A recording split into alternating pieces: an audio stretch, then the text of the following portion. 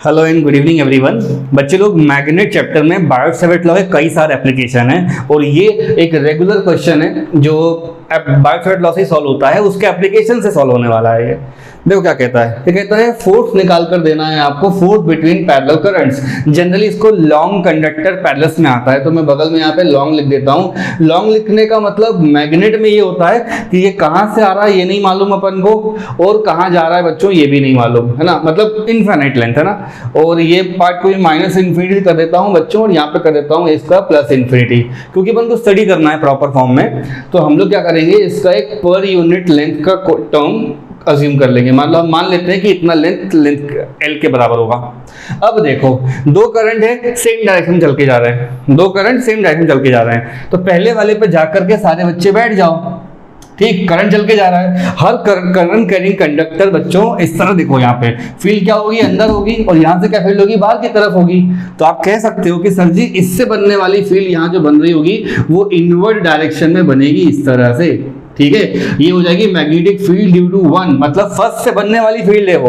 देखो फिर से करंट ऊपर जा रहा है, फील्ड यहाँ पे अंदर है, और इससे इस तरह बाहर बने, इसका कोई मतलब नहीं मेरे को। यहाँ पे 10th में पढ़ कर आए अपन मैक्सवेल वाले रूल, उससे यहाँ पे कर सकते हो।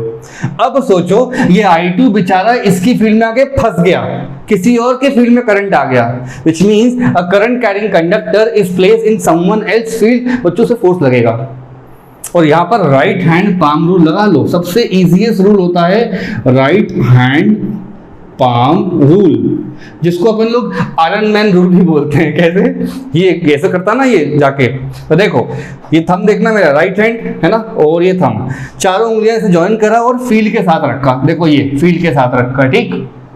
थंब जाएगा अपना करंट के साथ, तो बच्चों जो पाम होता है ना, वो पाम आएगा आपका, जिस साइड पाम जा रहा होगा, ये पाम की डायरेक्शन में बच्चों एक फोर्स लगता है। तो इसको ऐसे बनाओगे आप। फोर्स किस पर लग रहा है बच्चों, सेकंड पे। किसने लगाया है, तो बोलोगे वन ने लगाया है। ये सिंपल सी कहानी है, यहीं पे लिख देता हूं मैं। फोर्स F21 का मतलब होता है force on I2, you can write due to I1, right. उल्टा पढ़ाता हूं अब। देखो ये भाई साहब I2 जा रहे हैं ऊपर, इस I2 पर से जो करंट जा रहा है उसकी वजह से फील्ड कैसी होगी बच्चों, इस तरफ अंदर की तरफ होगी, और यहाँ पे क्या होगी, बाहर की तरफ फील्ड होगी।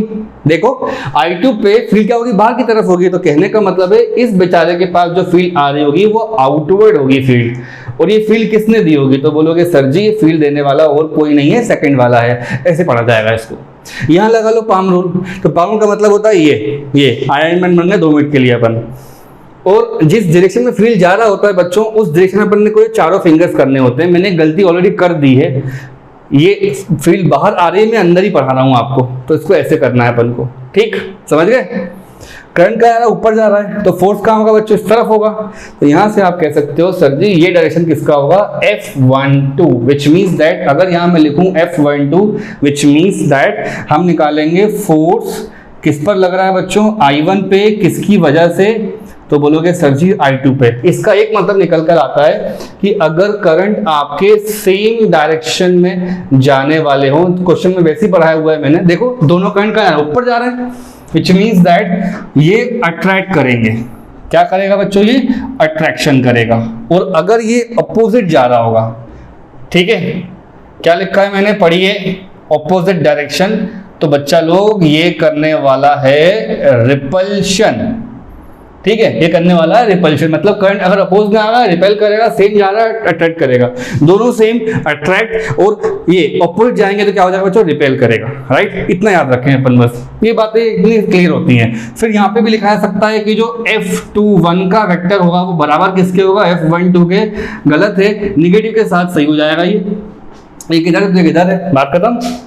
तो चलो सेकेंड वाले को पढ़ लेते हैं। मैं लिखता हूं फॉर कंडक्टर 2, फॉर कंडक्टर से सेकंड के लिए, ठीक है। तो सेकंड कंडक्टर पे फोर्स जो है वो F2 है।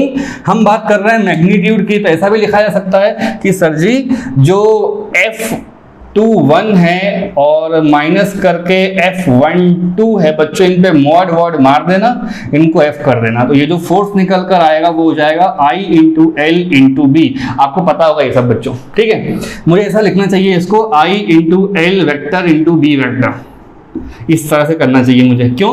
देखो फील्ड यहाँ पर जा रही है अंदर की तरफ और फोर्स यहाँ जा रहा है ये लेफ्ट हैंड साइड पे। देखो फील्ड अंदर जा रही है बच्चों, फोर्स पीछे जा रहा है, मतलब 90 डिग्री है। फील्ड इनवर्ड और इस पे फोर्स ऐसे, देखो ये 90 डिग्री का एंगल बन रहा है। 90 डिग्री, इसलिए एल बी साइन थीटा का जो टर्म आएगा आई एल बी साइन 90, उसको मैं नहीं लिखूंगा और फोर्स का टर्म डायरेक्टली अपन लिख सकते हैं आई इंटू एल इंटू बी। अब सुनो, करंट कौन सा होगा उसके पास? सेकेंड। लेंथ कौन सी होगी? ये वाली। फील्ड किसकी होगी? फर्स्ट वाले की। और ये इसका आंसर आ रहा है बच्चों। बात समझो क्या लिखा है, I2, गलती मत करना। करंट किसका होगा? सेकेंड वाले का। लेंथ क्या होगी? कॉमन लेंथ जो अपन पढ़ रहे हैं। और बी क्या हो जाएगा? फर्स्ट वाले की फील्ड में। किसी और की फील्ड में आएगा तभी ऐसा होता है ना, कोई खुद पे फील्ड नहीं लगाता। फर्स्ट वाले की फील्ड आई है तभी वहां पे वो दिख रहा है अपन को, तो उसको लिख लेते हैं अपन फटाफट ढंग से। I2 लिखा है बच्चों, L लिखा है, और B1 कितना होगा मैं यहाँ लिख के देता हूँ आपको। B1 का जो एक्सप्रेशन होगा बच्चों, ये बायोट-सैवर्ट लॉ का एक बहुत ही स्टैंडर्ड डेरिवेशन है जो इन्फाइनाइट के लिए पढ़ाया जाता है। मैं बोल देता हूँ, इन्फाइनाइट लेंथ कंडक्टर के लिए, इनफाइनाइट लेंथ कंडक्टर के लिए होता है बच्चों mu not I divide by 2 pi D, ऐसे करके पढ़ते हैं अपन। तो यहाँ पे क्या हो जाएगा, इधर पे बैठ के बोलो बच्चों, फर्स्ट वाले करंट के लिए बोलो। फर्स्ट वाले पे बैठ के बोलोगे तो क्या हो जाएगा? डिस्टेंस कितनी है यहाँ पे? यहाँ से इनके दोनों के बीच में डिस्टेंस मान लो मैं डी कर देता हूँ। दोनों के बीच में सेपरेशन कितनी हो जाएगी? डी हो जाएगी। तो आंसर क्या हो जाएगा? फर्स्ट वाले से बनने वाली फील्ड कितनी हो जाएगी? तो बोलोगे सर ये रहा इसका आंसर, म्यू नॉट। करंट कौन सा होगा? फर्स्ट वाला। डायरेक्शन दो लाइन का डायरेक्शन है बस, ये म्यू नॉट आई उस तरह लिखना है अपन को। देखो mu not I divide by 2 pi D के फॉर्म में लिखना है। आप ऐसा करके देखो, म्यू नॉट लिखा है, आई लिखा है, यहाँ हो जाएगा 2 पाई और डी। बस इसको ढंग से लिख लो भाई, क्या दिक्कत है? तो एफ हो गया हमारा म्यू नॉट, ठीक है, I1 ये हो गया I2 into L divide by मैंने लिख दिया है 2 पाई डी। बच्चा लोग जनरली ना F बाय एल बताते हैं, बिकॉज ये दोनों लोग लॉन्ग हैं, इनफाइनाइट वाले हैं। तो क्या करेंगे, इनफाइनाइट पढ़कर अपन पढ़ भी नहीं पाएंगे। तो पर यूनिट लेंथ के बारे में पढ़ना होगा तो F बाय एल यहाँ ले आया हमें, इसको याद करो आप लोग। म्यू नॉट पहला करंट, दूसरा current divide by 2 pi into D, ये अपन को आना चाहिए बच्चों, ठीक है, ये बनना चाहिए अपन को, ठीक है, डेरिवेशन अपन को। फिर यहीं से अपन को पूछता है कि डिफाइन करके बताइए 1 एम्पियर कितना होगा। 2020 फिजिक्स के शायद सेट बी का ये प्रॉब्लम है, लेकिन आया जरूर है क्योंकि मैं पेपर चेक करने भी जाता हूँ, तो I have a certain amount of experience also. इतना ब्रेक करने की जरूरत नहीं है इसको। 1 एम्पियर कितना होगा वो देख लो। 1 एम्पियर जनरली अपन बोलते हैं करंट के फॉर्मूले से, I equals to Q by T, फलाना डिमाका, और एम्पेयर्स की यूनिट है। 1 एम्पियर डिफाइन कैसे करेंगे? तो क्लास 11 का वो टेबल पे जाएंगे जहाँ पे 1 मीटर कितना होता है, 1 एम्पियर कितना होता है, 1 kg कितना होता है, वो सब। तो वहाँ एक डेफिनेशन लिखी होती है 1 एम्पियर की। बच्चों आपसे डायरेक्ट क्वेश्चन आएगा 12th में, व्हाट इज 1 एम्पियर, वो इस फॉर्मूले से आने वाला है। क्या होगा, मैं जानबूझ के लेंथ को 1 मीटर कर दूं, डिस्टेंस को 1 मीटर कर दूं, और इन दोनों करंट को ये आइडेंटिकल बोल दूं। क्या बोल दूं? आइडेंटिकल बोल दूं। तो यहां मेरे को आंसर मिल जाएगा बच्चों। देखो कैसे, फोर्स लिखा है और ये लिखा है लेंथ, तो ये हो जाएगा फोर्स डिवाइड बाय लेंथ की जगह पे जाएगा 1, म्यू नॉट बाय, देखो क्या लिखा है 2 पाई, ठीक है। डी की जगह कितना हो जाएगा बच्चों 1, और करंट की जगह बच्चों 1 एम्पियर और 1 एम्पियर। मतलब सोच बोल सकते हैं ना कि आइडेंटिकल करंट होंगे 1 एम्पियर के और 1 एम्पियर के। 1 एम्पियर लगेगा उल्टा कि पहले ही सर ने 1 एम्पियर लिख दिया, प्रूफ कर रहे हैं। अरे भाई ऐसे ही होगा ये, इन दोनों को 1 1 कर लो, ये हो गया 1 1, ये हो गया 1, ये हो गया 1। बच्चे लोग म्यू नॉट बाय 2 पाई कितना होता है मैग्नेट में? तो बोलोगे सर बड़ा आसान है, 2 × 10⁻⁷ फोर्स लिखा है तो मैं यहाँ पे न्यूटन कर दूंगा।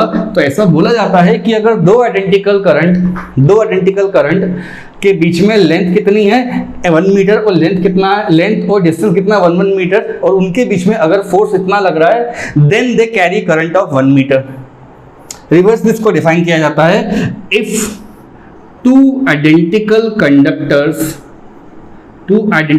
कंडक्टर्स ऑफ लेंथ कितनी है बच्चों 1 मीटर, और डी कितना हो गया 1 मीटर, हैव फोर्स एफ कितना हो गया 2 × 10⁻⁷। बच्चों ये टर्म याद रखो, डेफिनेशन में आए तो ये जरूर लिख देना।